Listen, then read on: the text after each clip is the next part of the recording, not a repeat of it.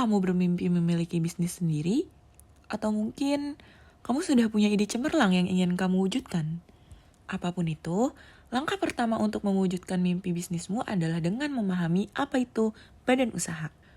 Badan usaha adalah suatu organisasi yang didirikan dan dikelola untuk menghasilkan keuntungan. Sederhananya, badan usaha adalah sebuah perusahaan yang kita kenal sehari-hari, mulai dari warung kecil di sudut gang hingga perusahaan multinasional yang besar. Semuanya termasuk ke dalam kategori badan usaha. Mendirikan sebuah badan usaha tidak semudah membalikan telapak tangan. Ada banyak hal yang perlu dipersiapkan, mulai dari penyusun rencana bisnis, mencari modal, hingga mengurus segala macam perizinan. Nah, dalam video pembelajaran ini, kita akan membahas secara lengkap tentang badan usaha, mulai dari langkah-langkah mendirikan sampai mengurus perizinan usaha. Kita juga akan berbincang dengan narasumber yang sudah berpengalaman untuk mendapat tips and trick membangun bisnis yang sukses loh. Jadi, bagi kalian yang ingin memulai bisnis atau sekedar ingin menambah pengetahuan, yuk simak video ini sampai selesai. Oke, sebelumnya selamat malam Kak Aldi, dan terima kasih banyak udah meluangkan waktu Kakak nih untuk berbagi pengalaman dengan kami hari ini dan membantu kami untuk menyelesaikan tugas mata kuliah SKB kami. Nah, kami sangat menghargai kesediaan Kakak untuk menjadi narasumber dalam tugas ini.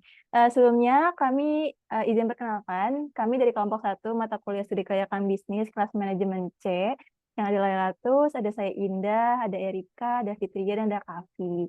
Nah, sekiranya dengan wawancara ini insya Allah bisa membantu memberikan banyak wawasan ya Kak untuk kami dan teman-teman kami yang nantinya akan ditonton melalui YouTube nih. Nah, sebelumnya aku ingin bertanya Kak untuk kesediaan Kakak, video ini kan nanti bakal di-upload di YouTube. Nah, apakah Kak Aldi setuju dengan hal itu? Oke, nggak apa-apa. Oke, sip. Kalau udah clear, tanpa berlama-lama lagi, langsung aja ke pertanyaan pertama yang akan disampaikan oleh Laila. Oke, terima kasih Indah. Baik, sebelumnya aku izin ya Kak untuk mulai bertanya-tanya pertanyaannya. Yang pertama, untuk permulaan aja nih, sebelum kita mulai lebih jauh lagi, boleh gak nih Kak, Kakak bisa ceritakan sedikit mengenai apa itu kelas tinggi dan terutama tuh bagaimana sih mengenai pengalaman Kakak dalam mendirikan atau menjalankan kelas tinggi ini? Boleh dijawab aja Kak langsung. Oke, ya mungkin sebelumnya saya memperkenalkan diri dulu ya, izin memperkenalkan diri. Nama saya Aldi Febriansyah. Di sini saya sebagai eh, graphic desainernya kelas Digi gitu ya, di mana kelas Digi sendiri untuk sekarang eh, ada 4 orang lainnya ya, selain saya. Termasuk saya maaf. Jadi ada 4 orang lainnya. Nah kebetulan saya di kelas Digi itu sebagai co-founder, di mana foundernya ada dua, ada Kak Said dan Kak O. Mungkin barangkali teman-teman udah sering lihat gitu ya. Sama satu lagi ada CFO-nya yaitu Kak Hibzan gitu. Nah untuk CEO-nya ada Kak Hasbi Alfar dan CMO-nya itu Kak Said gitu. Nah jadi mungkin barangkali ada yang belum tahu apa itu kelas Digi. Jadi kelas Digi sendiri merupakan startup yang kita buat gitu ya, kita rintis. Ya ini mengatasi, nah ini ya kita melihat di mana adanya mungkin banyak yang pengen belajar digital marketing maupun bisnis plan yang lagi on demand di era 5.0 sekarang ini, tapi dengan harga yang terjangkau gitu. Nah, kelas Digi sendiri udah sering bikin event-event yang gratis maupun berbayar. Terakhir kita kemarin bikin itu bahas konten kreator dan Instagram Ads kayak gitu. Nah, tadi kalau nggak salah apa tadi pertanyaan tentang uh, gimana ini ya pengalaman bikin ngerintis kelas Digi ya kalau nggak salah ya. Sorry. Jadi kelas Digi sendiri itu dibikin waktu zamannya COVID gitu, dimana seperti yang kita tahu zaman-zamannya COVID itu merupakan sebuah tantangan ya buat kita yang awalnya mungkin serba offline gitu kan, ngampus, kemantian segala macam. Sakitnya tiba-tiba eh, kita harus dipaksa secara online gitu ya, termasuk mungkin UMKM dan lain sebagainya yang harus beradaptasi dengan sistem digital ini gitu. Nah, kami melihat dari itu sebagai sebuah peluang juga, di mana akhirnya pasar-pasar digital itu makin banyak, karena yang sebelumnya mungkin eh, gunain offline aja, akhirnya harus beradaptasi nih mau nggak mau secara digital, nah termasuk UMKM. Sehingga setelah melihat potensi itu dan juga peminat digital marketing yang lumayan banyak, sehingga terpikirlah ide untuk membuat startup edukasi ya, edutech, untuk kepelatihan digital marketing gitu. Nah, jadi dibuat didiriin tahun 2021 awalnya. Jadi kurang lebih sekarang itu udah berjalan sekitar ya 3 sampai 4 tahun, OTW 4 tahun ya gitu. Dan ya dalam prosesnya ada beberapa eh, tantangan lah kayak gitu.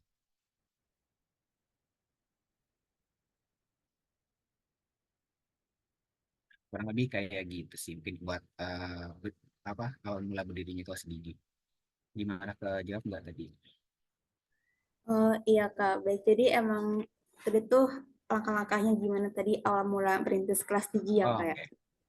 Oke, mungkin selanjutnya pertanyaan itu aku izin bertanya, gimana sih Kak awal mula Kakak ini tertarik untuk memulai usaha kelas tinggi tersebut dan apa sih motivasi yang utama gitu Kakak untuk memulainya? Jadi ada motivasi apa gitu untuk Kakak bisa memulai usaha di kelas tinggi tersebut? Oke, motivasinya mungkin tadi ya yang pertama karena kita ngelihat ada potensi gitu ya. Kemudian juga kita eh, mikir kan kita mahasiswa gitu ya. Mungkin selain kita menjalankan kewajiban kita sebagai mahasiswa yang mana belajar dan segala macamnya sebagai mahasiswa, kita juga harus punya apa ya, sesuatu yang bisa bikin kita lebih berkembang lagi gitu. Salah satunya termasuk melalui wirausaha ini, dan kebetulan uh, ada wadahnya juga gitu ya, dan akhirnya ada kesempatan sehingga memotivasi kita untuk akhirnya memberanikan diri menjadi seorang ya entrepreneurship gitu, entrepreneur gitu ya, dari kurang lebih kayak gitu sih. Jadi motivasinya kurang lebih ya uh, gimana agar akhirnya kita menjadi diri kita masing-masing menjadi yang lebih baik melalui entrepreneur ini.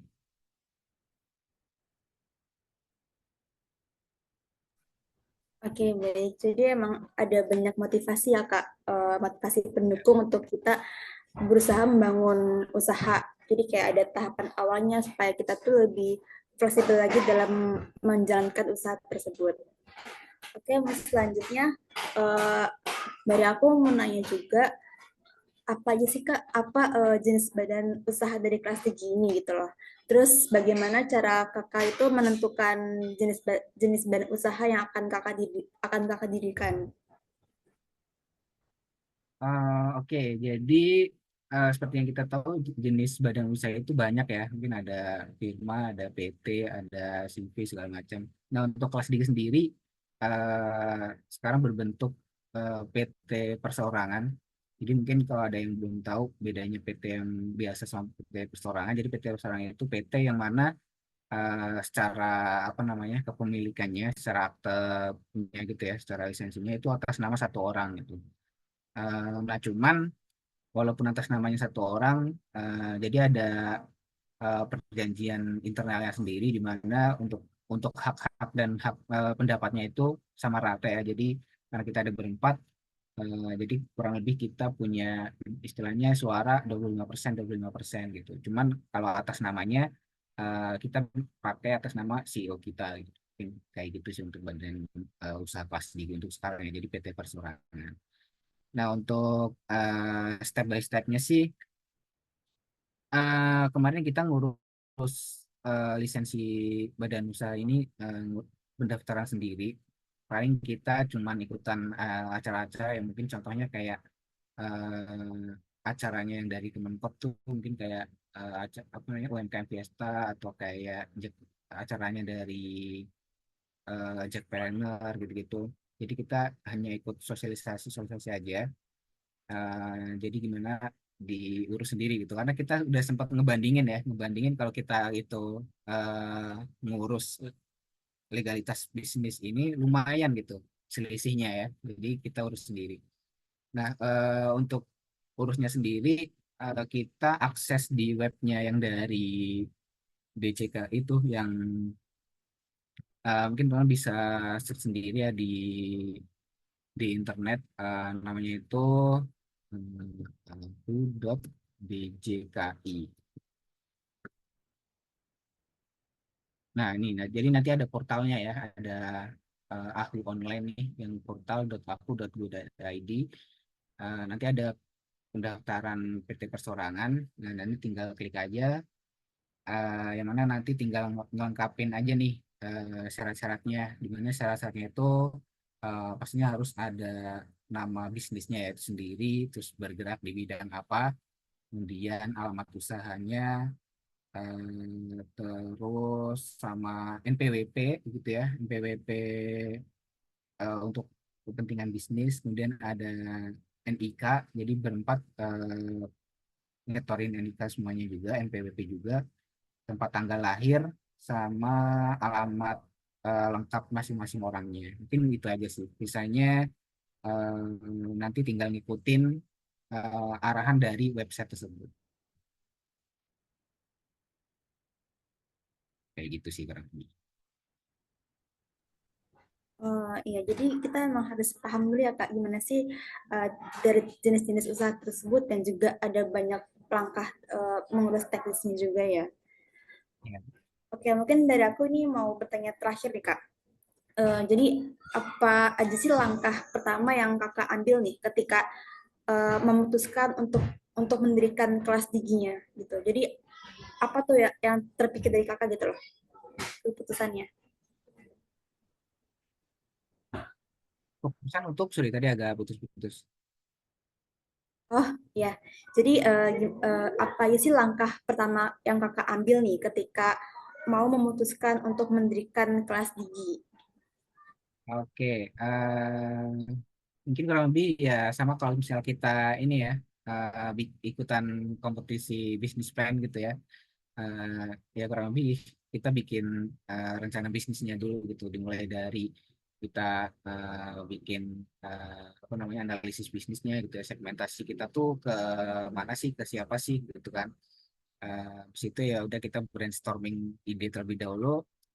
Intinya sampai akhirnya kita di titik oh kita udah tahu nih bisnis, model bisnisnya kayak gimana, targetnya siapa, terus produk-produknya yang mau kita tawarkan itu ada apa aja, harganya seberapa, jadi kita tahu positioning kita sendiri.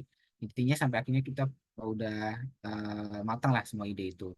Nah baru kita eksekusi gitu, dimulai dari ya udah kita bikin apa namanya ya minimal setelah bikin nama, terus logo, mungkin bikin sosmed-sosmednya. Nah, barulah mulai kita eh, apa namanya kita marketingin gitu. Jadi kita ningkatin awareness terhadap segmentasi pasar kita gitu. Mungkin dimulai dari kita apa namanya kita promosiin dulu ke teman-teman kita sendiri. Habis itu kita mungkin dimulai diaktifin nih sosial medianya, kemudian kita bikin sampai akhirnya bikin mungkin event-event, banyak event-event gratis dulu. Kita sering collab sama mungkin organisasi-organisasi yang ada di kampus atau mungkin startup-startup yang lain. Sampai akhirnya kita punya sebuah kolam ibaratnya ya, di mana itu isinya target pasar kita, barulah kita mulai akhirnya untuk menjual produk kita kayak gitu sih, kurang lebih singkatnya kayak gitu. Ya, baik. Nah, jadi kita dari awal aja tuh udah banyak dapat insight dari Kak Aldi nih. Kayaknya teman-teman yang lain juga udah nggak sabar nih Kak mau bertanya juga. Oke, jadi langsung dari Erika, boleh silahkan. Terima kasih ya Kak. Terima kasih Lala. Kita kan tadi udah sama-sama tahu banyak hal nih soal Digi. Nah, terus juga kita dengar-dengar Digi kan punya izin Kemenkumham ya Kak, Itu tuh prosesnya apa aja sih yang dilaluin sama Digi buat dapat izin tersebut? Terus juga selain izin tersebut, apakah Digi punya izin untuk usaha dari entitas atau lembaga lain selain itu? Oke, untuk izin bisnisnya sendiri kelas Digi dari Kemenkumham aja sih, di tempatnya yang tadi ya. Jadi kita sebagai PT perorangan gitu ya. Nah, untuk alurnya kurang lebih tadi udah sempat saya spill dikit. Jadi kita tinggal akses aja nih websitenya di aku sorry, di ini apa namanya, di portal.aku.go.id. Intinya kita akses dulu nih portal dari si DJK ini ya, yang mana yang naungin pendaftaran PT-PT. Nah, kita daftarnya sebagai PT perorangan. Nah, di mana nanti ada beberapa eh, berkas ya untuk pemenuhan persyaratan pendaftaran, seperti NPWP, terus NIK, KTP kita masing-masing, alamat, intinya biodata eh, kita masing-masing.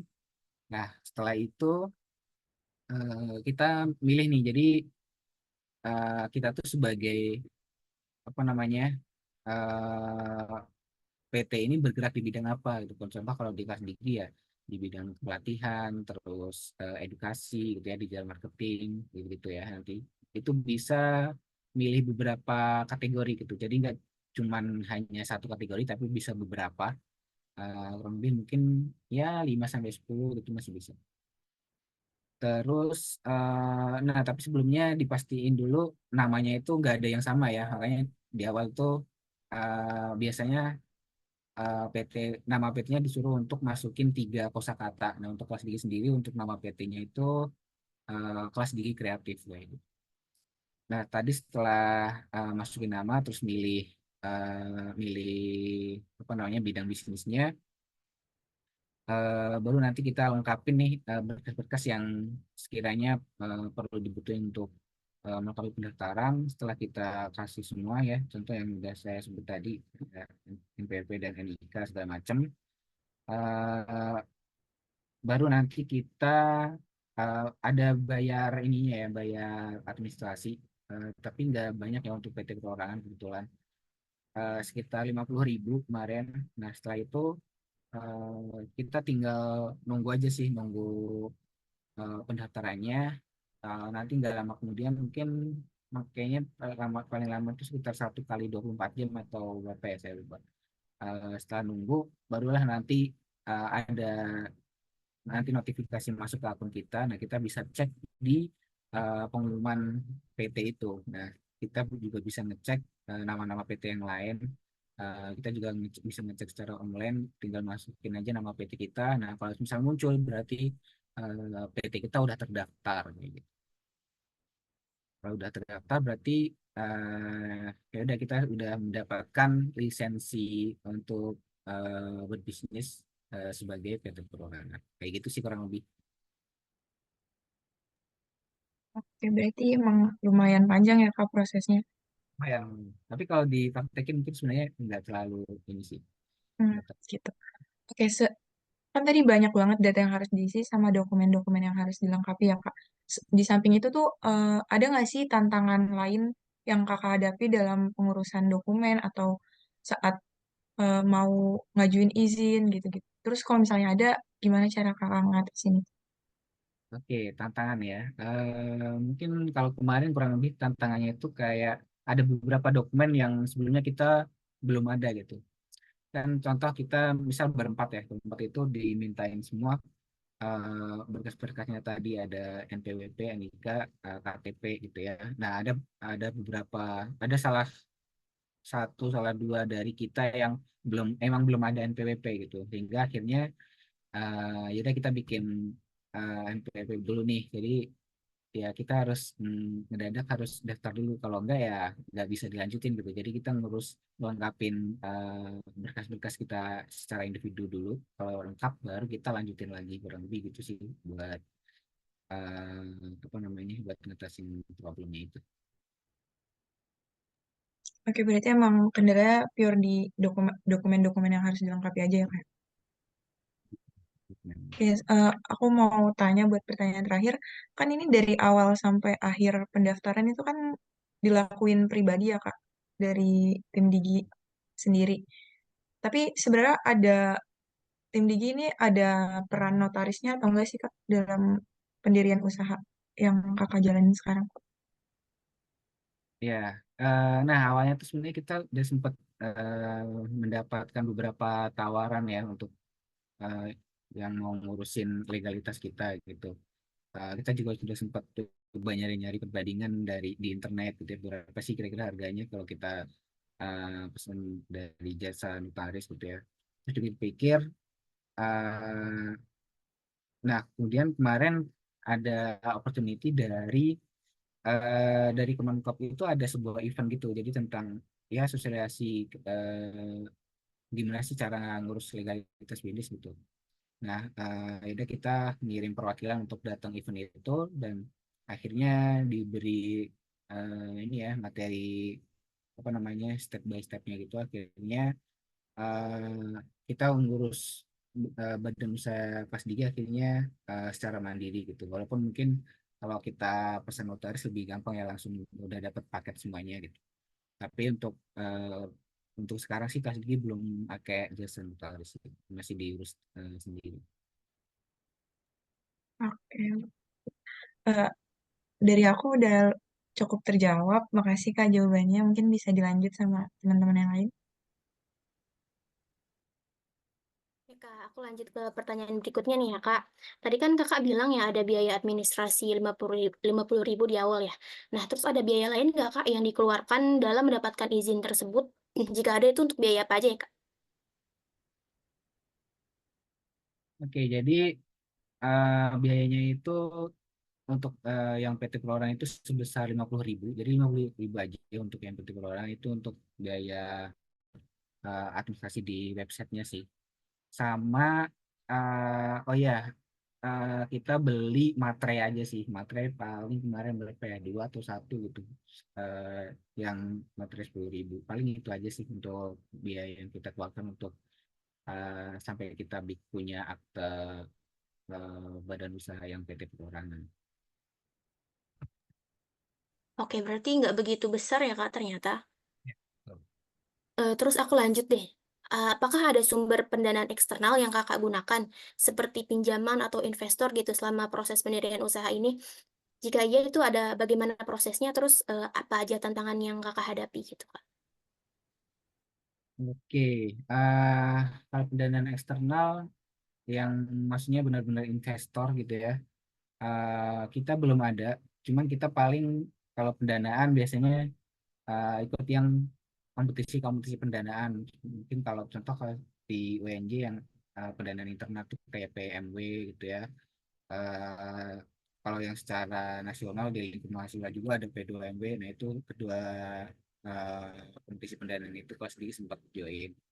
Jadi kita emang memanfaatkan angel investor gitu yang dia beneran ngasih pendanaan. Sama mungkin beberapa event pendanaan kayak yang dari event-event Kemenkop tadi ya ada UMKM Fiesta, terus mungkin Eco Hub itu yang program-program dari Kementerian Koperasi biasanya ada tuh. Mungkin itu aja sih kurang lebih. Jadi kita kalau yang minjem bank atau ini enggak sih, kita lebih memanfaatkan yang angel investor aja berupa kompetisi pendanaan. Oke, baik Kak. Terus aku mau nanya nih, berapa lama sih Kak waktu yang dibutuhkan untuk menyelesaikan seluruh proses legalitas usaha yang Kakak jalani? Lalu apakah ada faktor-faktor yang dapat mempercepat atau memperlambat proses tersebut?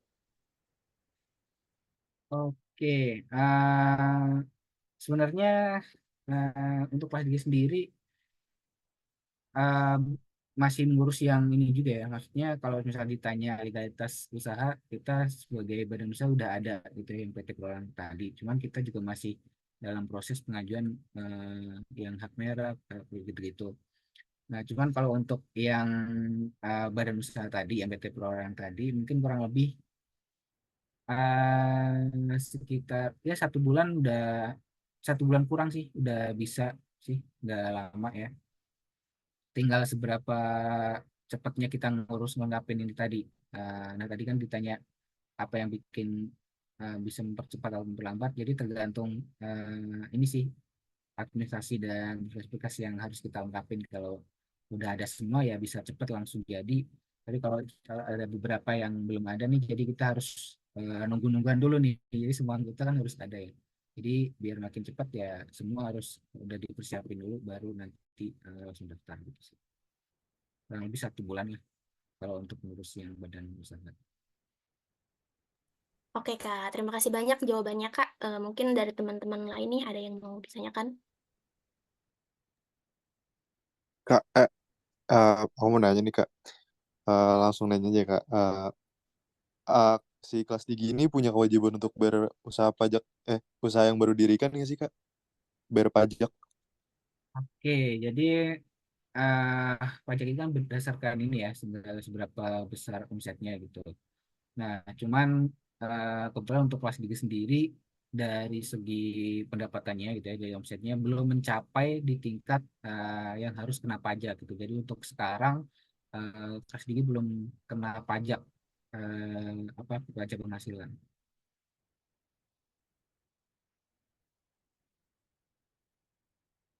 Lebih kayak gitu sih.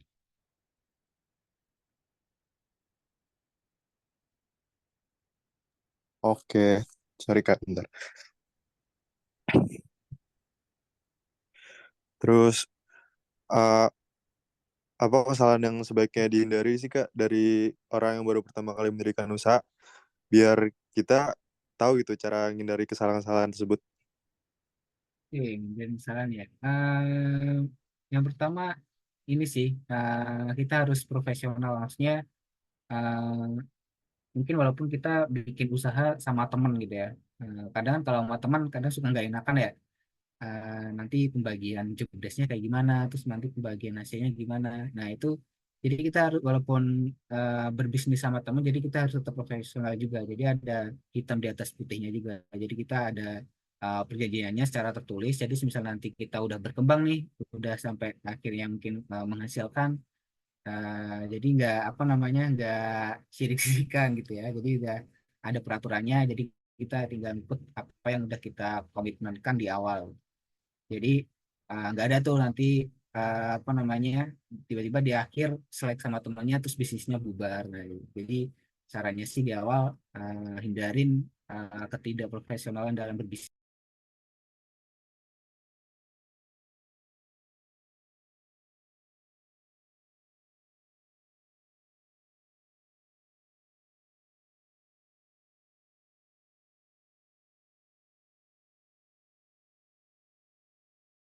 Ya, sorry. Tadi sampai mana ya? Tadi dengeran ya? Ya intinya tadi untuk terkait saran yang dihindari di awal-awal ya untuk berbisnis. Jadi hindarin ketidakprofesionalan dalam berbisnis gitu. Jadi misal sama teman nih harus ada perjanjiannya gitu ya, hitam di atas putih. Jadi ada peraturan yang tertulis. Misal nanti pembagian job desk, pembagian nanti penghasilan itu kayak gimana gitu-gitu. Jadi biar nanti nggak di akhir tuh misal selek sama temennya atau gimana jadi bisnisnya nggak bubar gitu aja sih jadi harus ada eh, profesionalitas dalam berbisnis.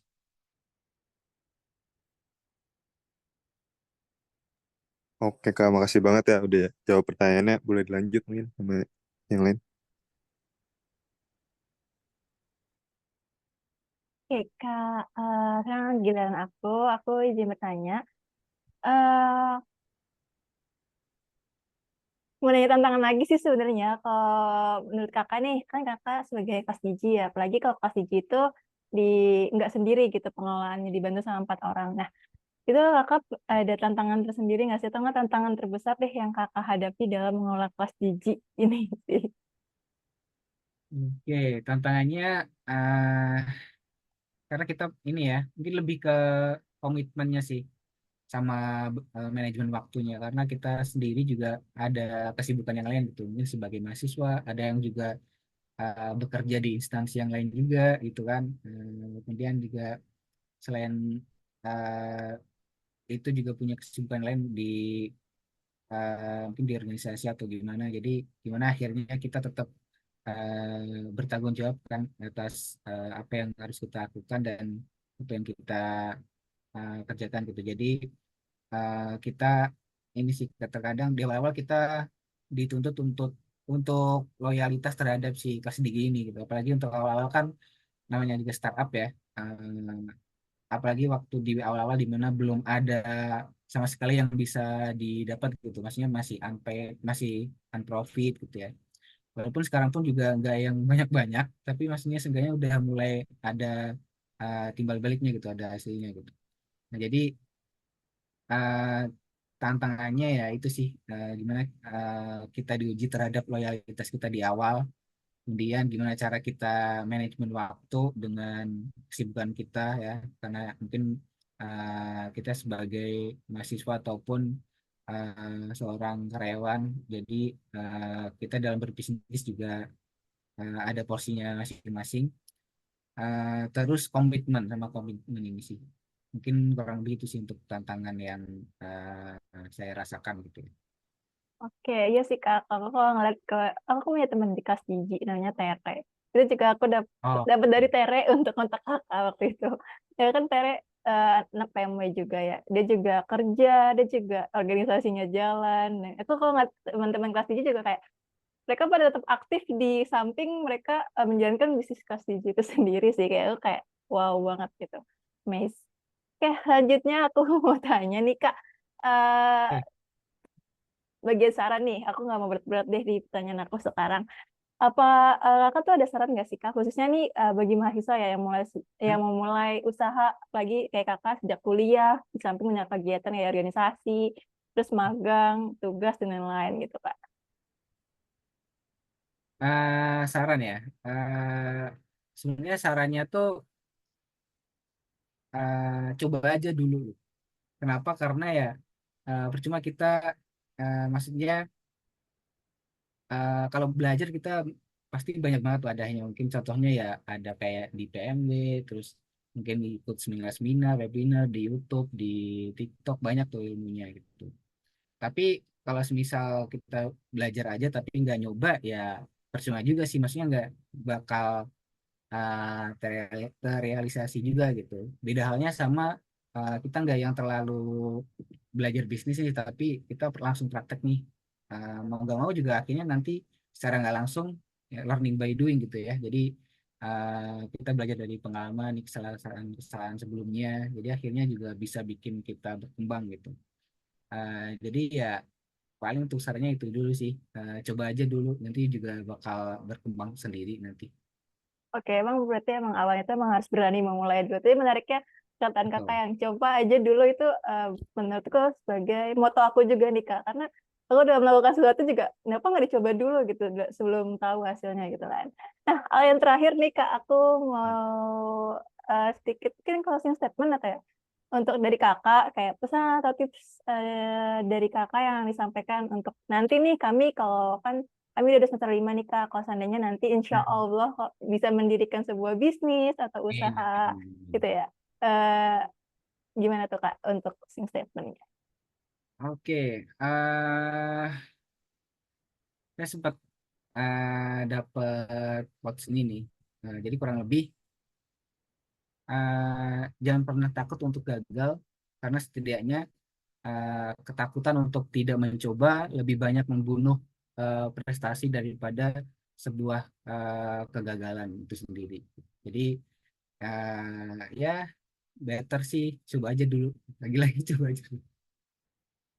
Mungkin gitu aja sih dari saya. Kayaknya bener sih, emang semuanya harus dicoba dulu. Masak pun, walaupun kebanyakan garam atau kekurangan garam, kan kalau nggak dicoba nggak ada yang tahu ya, kayak enak atau Iya. enggaknya. Oke, mungkin itu aja pertanyaan dari kami. Kami juga mengucapkan terima kasih banyak sekali lagi sama Kak Aldi atas segala jawaban dan ilmu yang sudah Kakak bagikan nih kepada kami. Karena jawaban dan pengalaman Kakak tuh sangat-sangat membantu kami dalam memahami lebih jauh tentang proses pendirian usaha, sampai tadi ada tantangan bisnis dan segala macamnya. Semoga sharing session di hari ini bisa membuat teman-teman ataupun kami lebih berani nih untuk memulai usaha di masa yang akan datang. Karena semuanya kata kali adalah coba aja dulu daripada belum tahu.